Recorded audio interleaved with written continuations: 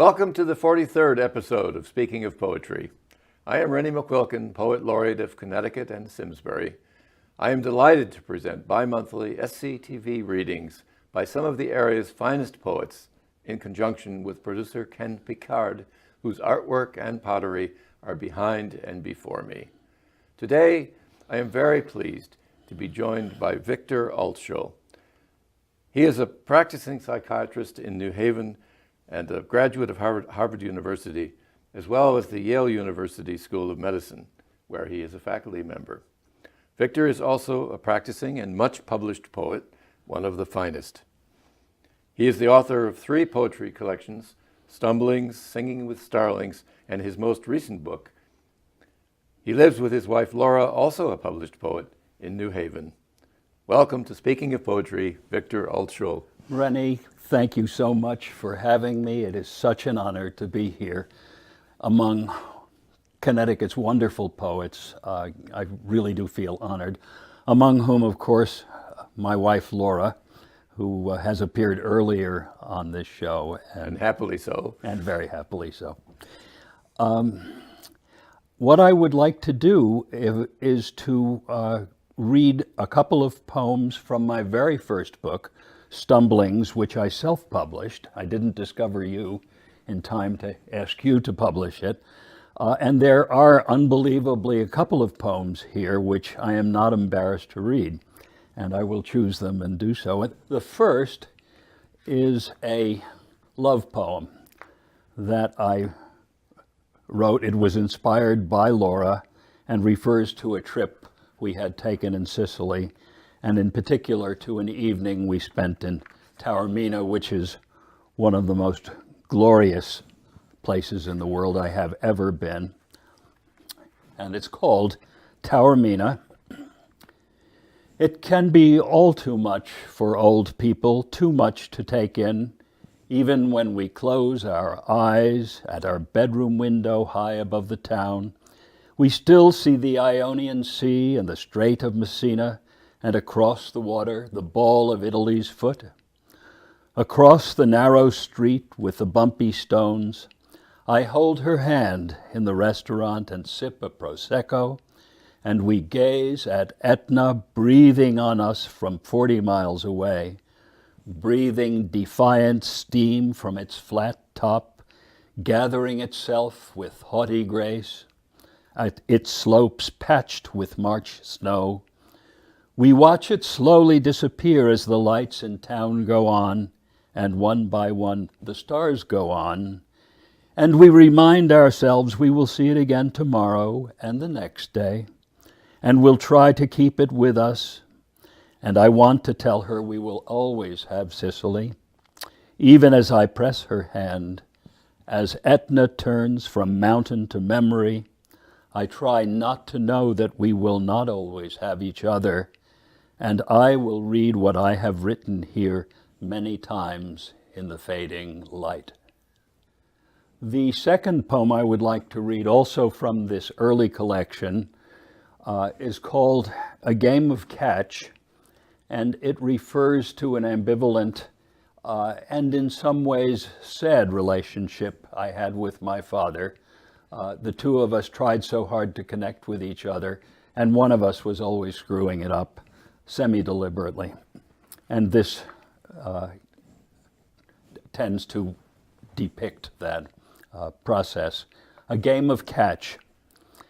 I actually felt myself pushing away the thought that he had wanted so much to make me happy by giving me that ball signed by the Yankees of my youth, DiMaggio, Henrik, Keller, Rizzuto, and the others, and I should have placed it on the sill and stared with reverence, but I felt my fingers itching and my arms twitching, and took my mitt and ball outside.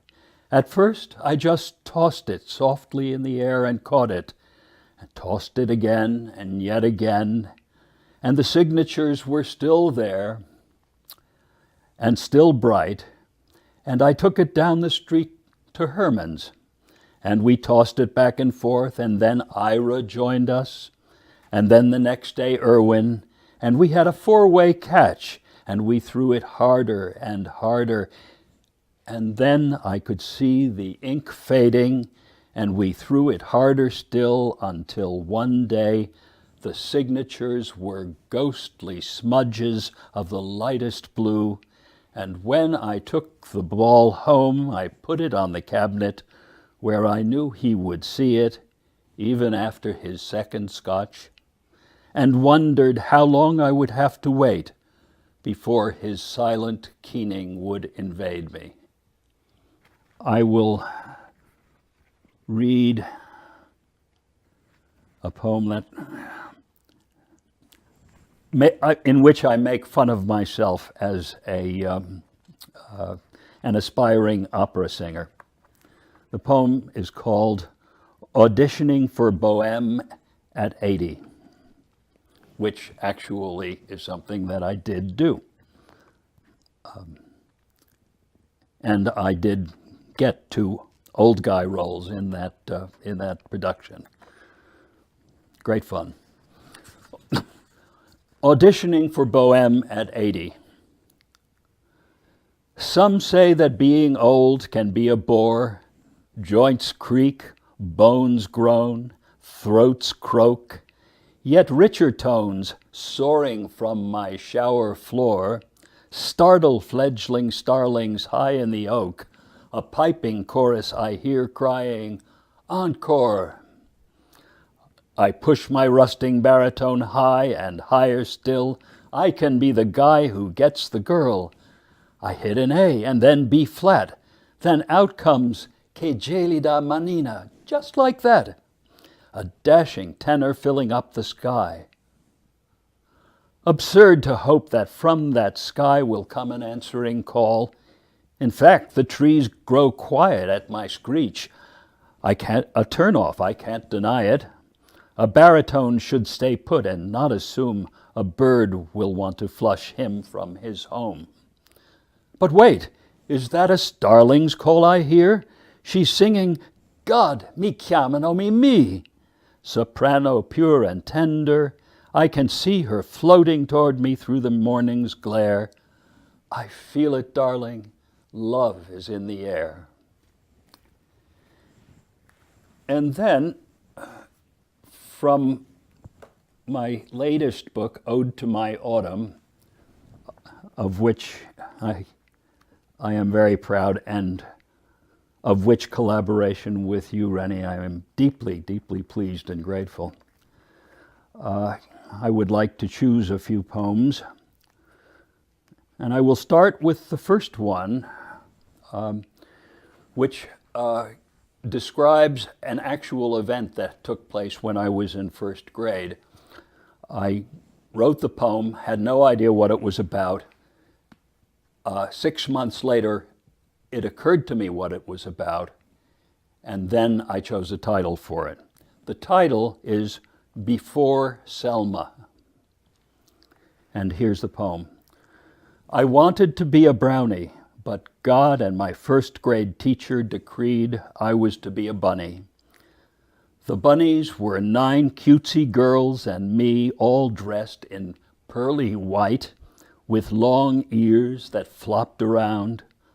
The brownies were brown and cool and had 8 boys and the 2 best girls in the class. The brownies bunched up on one side, the bunnies on the other. You think I was going to be a goddamn cutesy bunny? I marched right over to the other side and got there just as the curtains parted. Whiteness visible, Miss Weeks ran onto the stage. "Oh no, Victor, you're not a brownie, you're a bunny. You go over there." Loud laughter from the parents. Aww.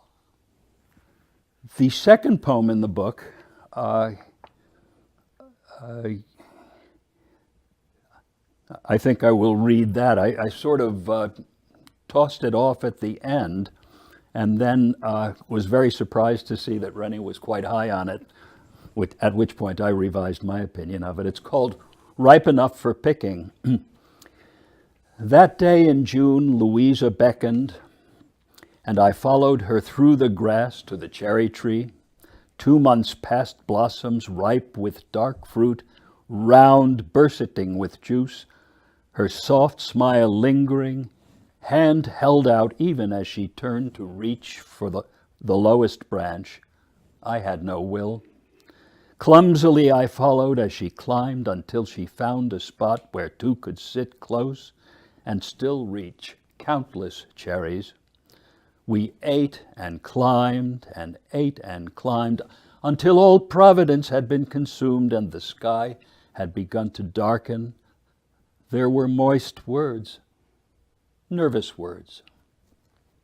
The next poem I would like to read is called Valedictory. It's a story that was told to me by someone I know, and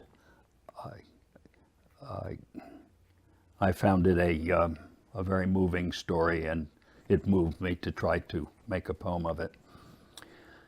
Valedictory. She will have to rush to make the plane to play tomorrow in a distant town. Mother, who may not reach her 100th year, says, "Play me something on your horn." From its leather case she guides it out, long ago bequeathed her by her grade school music teacher, that over time its round tones might salve the ache of father, decades gone. And she plays patches of a Mozart concerto and watches mother close her eyes and gently fall into the softness of her bed, smiling, breathing with the music's grace. Well past time she hurries down the hall, hugging the horn in its soft leather case. I had been inspired by a poem called Obad by Philip Larkin, which is a wonderful poem. Obad is a word that refers to the dawn. This is nothing like Larkin's poem and didn't try to be, but it is my own reverie about death and dying. Obad. Scared of dying in my sleep, I keep awake, and as we also die awake, I ease into sleep, jolting into high alert at lid's descent. For I have talked to those whose love for me comes parceled out in gifts of candor, who peer at me and see the pocks and crags and tell me I am soon to die and will be missed. They thank me for listening to them tell me what every threshold soul deserves to know, and I thank them for their unleavened words and iambic rhythms of gentle agreement let my exhausted eyelids find their rest. And I think I may have survived the night, unless, as I walk into the morning's drizzle, a mist of gray hallucination has settled on a planet not my own, and I lurch this way and that in search of other souls to lead me to the landing where a ferry waits. The next poem is refers to my waking up out of anesthesia for a tonsillectomy. I had at the age of 9. Well, the poem will speak for itself. It's called "When I Woke Up and Saw Them Both." I said, "I know who you are." That was all. It may have been a lie. The blackness had not been like sleep. There had been no something there. No something where? Don't think about it now. Ghosts are hissing at me, whispering of dripping caverns. Inside are slimy creatures. I believe they are called fossils, cut by fossil doctors with long knives. Take the water away, throat hurts. No one told me I'd be wheeled inside and held down and breathe this. Life is string, a piece of string pulled tight. And I think we have time, I hope, for a few more. This is called Blue Heron in the Early Evening. I think it's about human communication or missed communication, but I'm not entirely sure. Blue Heron in the Early Evening.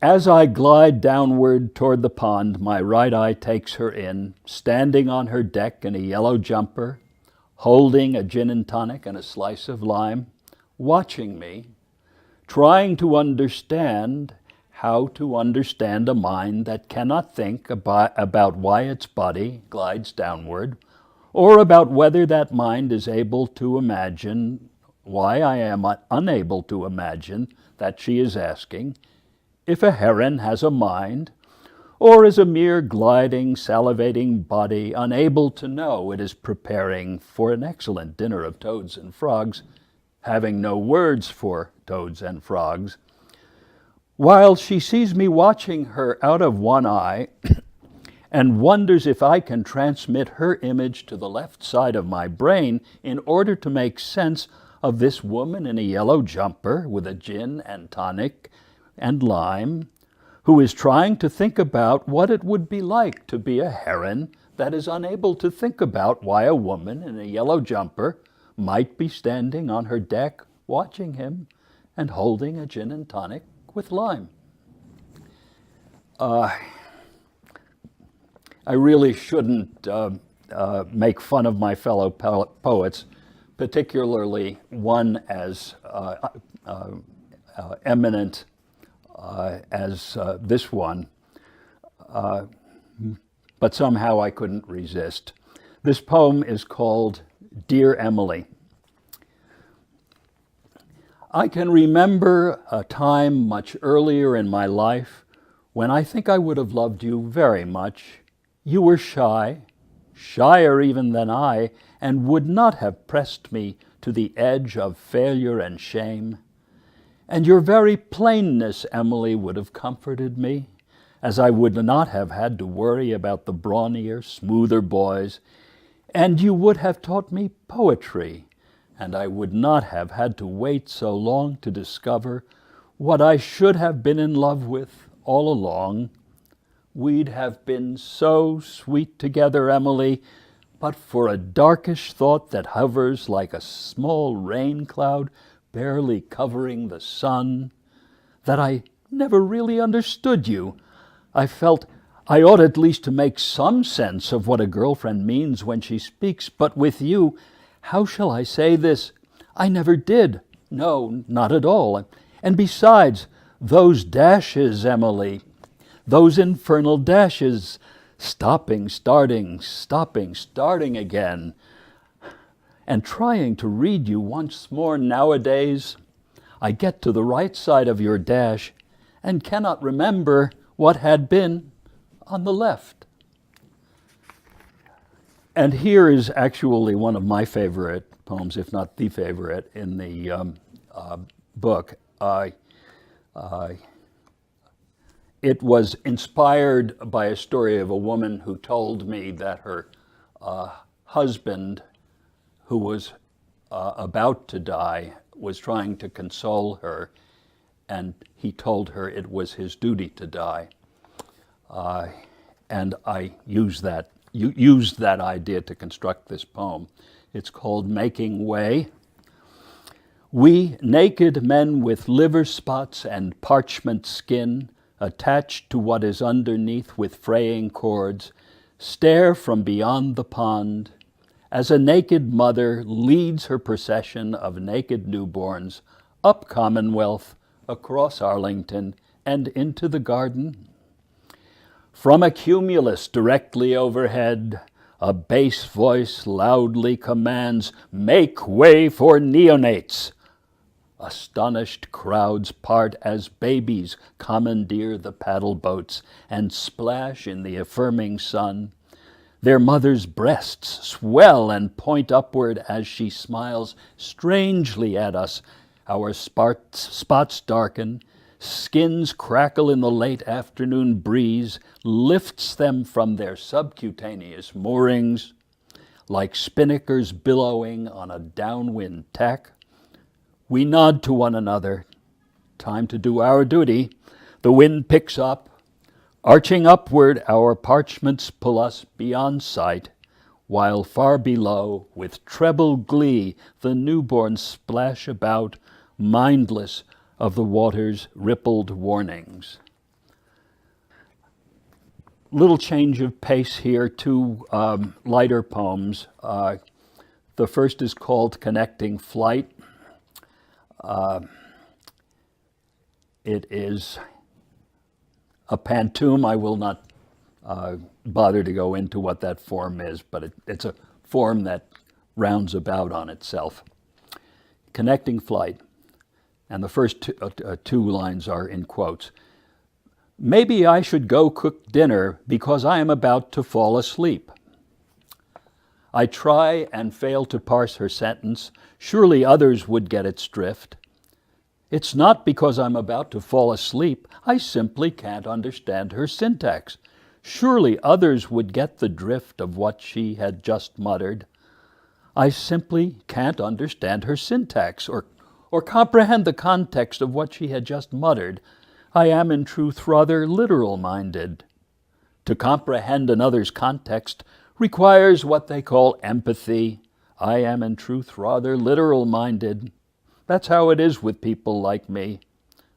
Requiring what they call empathy, I try and fail to parse her sentences. That's how it is with people like me.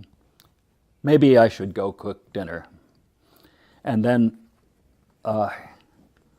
one other that refers to a short conversation or non-conversation I had with my wife. It's called Petulance. I've heard it before. It's 10:18, it's past my bedtime.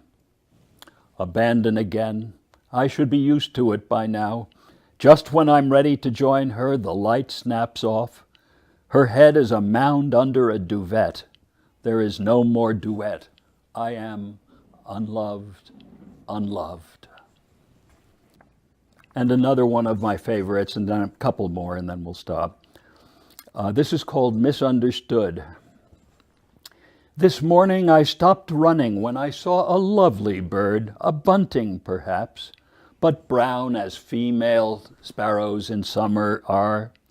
And when I gasped, still out of breath, "You're such a lovely bird," for the briefest moment she looked straight at me, unsure of my intentions. I hoped she'd feel flattered as she should, and then, as if she were a tiny helicopter, she flew straight upward, only to alight on the topmost branch of a great oak, leafless though it was still mid-August, and there she would remain. I'd meant no harm. I'd not been able to help myself. A modest burst of dun brilliance, a bolt of unexpected pleasure. And then two more poems, one called Transfiguration, and it starts with a quote. Transfiguration. "That guy's poems," I groaned, "are not the same as mine." And she replied, "But no one's poems are the same as anybody else's. You are no less a poet than he for that." And I said, "I am transfigured." And so I was. For conversation in its finer moments can work its way inside and stir up fading embers. Or perhaps it was the merry way her eyes crinkled and the corners of her mouth made a yes. Be that as it may, it is incontrovertible that at some point I said, "I must go take a pill." Do not think that spoiled the romance. You'd be surprised to know how, in selected cases, uncontrolled substances can amplify the thrum of the dance. This is The title of this poem is A Preacher Warns That Sexual Passion is of Short Shrift. A preacher actually did issue such a warning in a sermon I heard in high school, and it stayed with me. Partaking of the senses, I played with English girls in lifts. Demoiselles taught me French tenses. Country lasses opened fences. Short indeed were those short shrifts. The good news, though, one lust was blessed, a living, loving, lasting shrift. In truth, a sweet and lovely gift, lovelier far than all the rest, taller than Mount Everest, the largest love in countless ways, for 30 and 10,000 days, and not a sign of creeping doubt, or shriftlessly of fading out. What have I done in any case to reach this bright and blessed place? Why, long shrift, of course, and grace. And finally, the title poem, Ode to My Autumn, the title of the book, of course, taken from my favorite poem, Keats's Ode to Autumn. I go to museums and find the colors faded. Canaletto's gondoliers have browned in the dusk, their songs muffled within the dusty frame. Bruegel's peasants, noses in the haystacks, bottoms to the sky, toil joylessly in a parched brown field.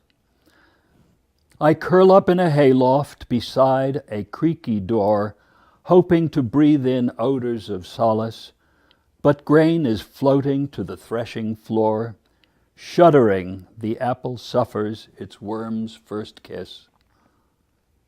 In the bedroom, in early dusk, I read to her aloud my favorite poem, pausing between each stanza to hold back tears. Keats is not the only one. Milton, Shelley, Hopkins, Yeats, they sing the living notes of loss that, read aloud, restore me to a sad felicity, the poems, the sound of a Bach cantata, the touch of her hand. Victor, thank you for that lovely, lovely reading. And I do want to say that if you are or had to be a bunny, you were and are a very passionate one, a witty and lyrical one. And I do think that Emily would forgive you for your incomprehension, finding you extremely dashing. So thank you for that grand reading. And thanks also to Karen Handville, the enormously talented station manager of SCTV, and to Ken Picard, who produces and edits this show and whose artwork graces its set. If you would like to learn more about Viktor Altschul's poetry and read samples from his books, please visit the Antrim House website, antrimhousebooks.com. You may also be interested in other Antrim House poets whose lives and works are described on the website. Goodbye until we meet again for the 44th installment of Speaking of Poetry.